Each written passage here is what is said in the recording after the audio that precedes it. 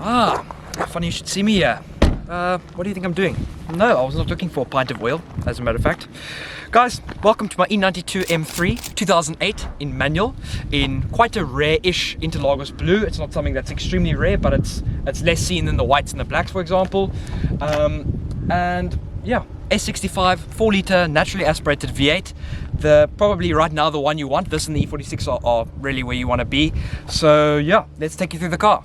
Okay guys, so one of the biggest differences here in comparison to the RS4, which is my best comparison, obviously the last V8 that I had, and the biggest comparison between the cars, is actually the power, because although they make exactly the same power, the delivery is completely different. So from the factory, 414 horsepower is what the RS4 made, and is what this car made out the factory.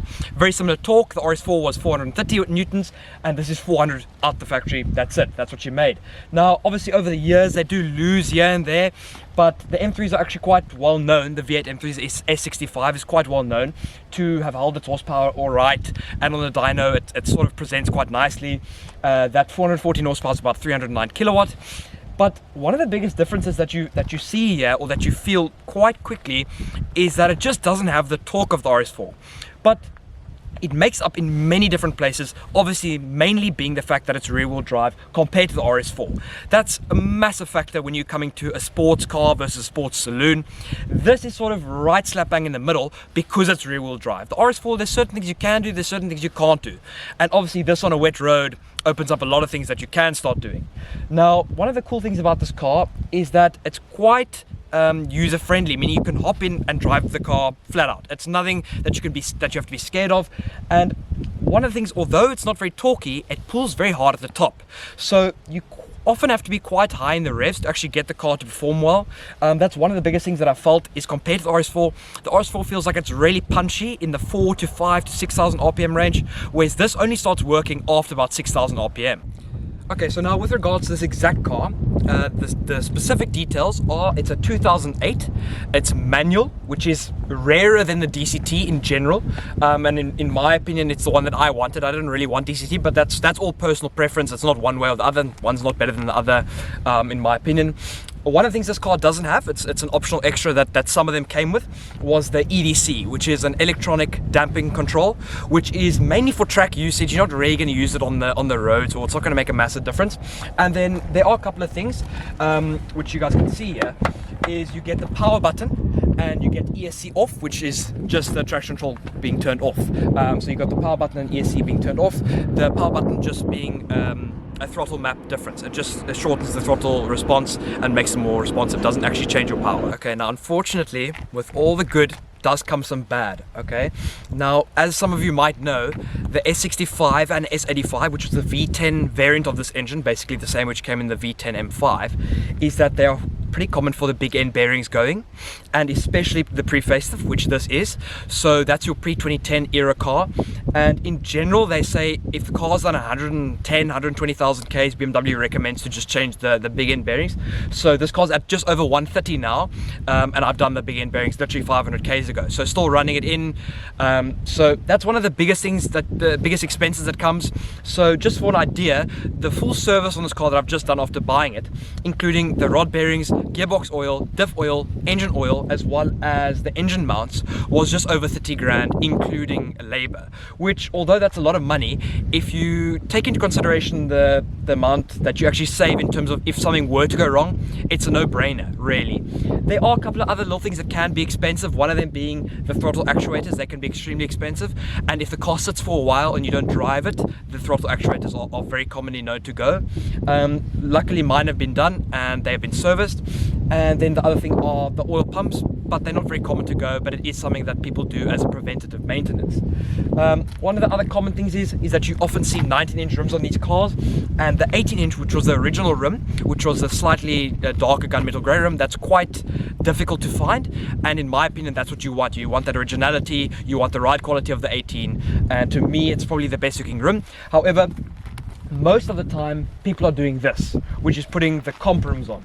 Now the comp rim, these are reps, which anybody will tell you these are reps. Now unfortunately that's just the case. I got the car with them, but you know, in this day and age with our roads, to go buy a real probably 50-60 grand set of real comp rims is just probably not worth it. That's just in my opinion, so I wouldn't. But these rips, you know, you can sort of see the difference if you're really into it, but it's quite difficult to pick up, although sometimes one can argue the offset's a bit different. But these are perfect, and you know, for the money you're paying for a new set of comp rims that are reps, it's completely worth it, and that's what you see most of the time. Now, one of the other things that you might not see in all of them is the normal painted roof. A lot of them are, or not a lot of them, but you do get a couple that are carbon, have the carbon roof, which the comp comes standard with. So the comp is standard with the carbon roof, but obviously if you've got the carbon roof, you don't get the sunroof, which for some people is a thing that they need. It's not really a big thing for me, but to me it does add a little bit of character to the car. Okay guys, so just a couple of things in terms of a little bit of a buyer's guide. I did do a little bit of homework on these cars, and when you're looking at what to spend on these cars, there's, depending on who's owned the car, obviously the owner always plays a massive role in terms of maintenance. To be honest with you, other than the bearings, these engines are pretty bulletproof. Now, obviously touch wood that nothing goes, but they really are a little bit simplistic and really good value for money in terms of the engine and the car. Now, lately the M3s have been going up in value. Some people say it's inflated market and maybe they're not worth that. But if you're just talking about as we stand right now, 2025, mid-year through 2025, these are, you're looking at between $500,000 and 700 grand, depending on what you've got in terms of quality and what condition the car's in. Now, what do I mean by that? There's a couple of things that change the values of the cars. One of them being the carbon roof and a comp. All of those things, they add value to the car.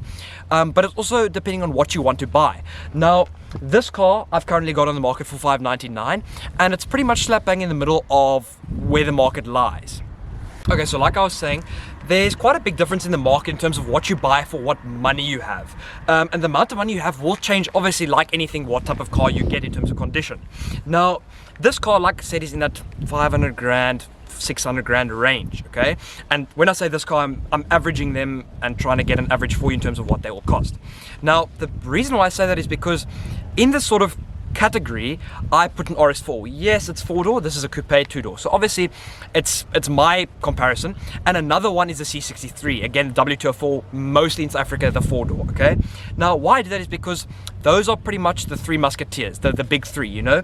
So, and they're the V8 combination that you don't really get anymore, big V8 engine. So if you're looking in terms of comparing them and which one you want to buy, obviously we haven't got the C63 here, but if you just want to go money for money, if you average them out all to that similar mileage, which a lot of the cars in South Africa now have, is that at this year model is 120 to 140,000 Ks. Okay, so the C63 W204 is round about 100,000 rand cheaper in terms of market value. You're going to be looking at 350 to 400 grand for a decent C63. And again, I'm trying to average it out because you do get more expensive and you do get cheaper. Where this, you're sitting at an average of 500 if you're doing nicely. That's sort of my opinion on the market. And then right in the beginning stages of that market, at the 300 grand mark, you've got the RS4, which you can get a really neat one with about 110, 120 on for 300 grand, which in terms of value for money is really asking a lot of the M3 to beat it in terms of power, torque, and the amount of car you get. So my last thought is this. The M3 is a great car. It's got a great engine and it sounds incredible. But like many people will have found out by now, the E92 isn't the fastest car. But at the same time, I don't think that that's what you buy it for. And I quickly realized that it's not for that. There's a different type of driving pleasure which you get out of a car like this compared to that of an RS4 or a C63. But unfortunately, that does mean when you do pull up to a robot and there's a Golf 7 GTI, there's a very high likelihood you don't want to drop the clutch there, because unfortunately in most cases I think the GTI is going to beat you. But that's not all cases. If you get everything right, there's a chance you could beat the GTI first, second, third, and by fourth he's gone. So unfortunately that's the downside to this car, where I don't feel the RS4 has that. I feel like the RS4 is strong when you pull up to a robot. Why that is, I don't know. I haven't done a drag race against one, but it's just the feeling you get in the seat. And I think that's a key thing to take away, is that this car isn't all about the speed. There's many more things that this car is about.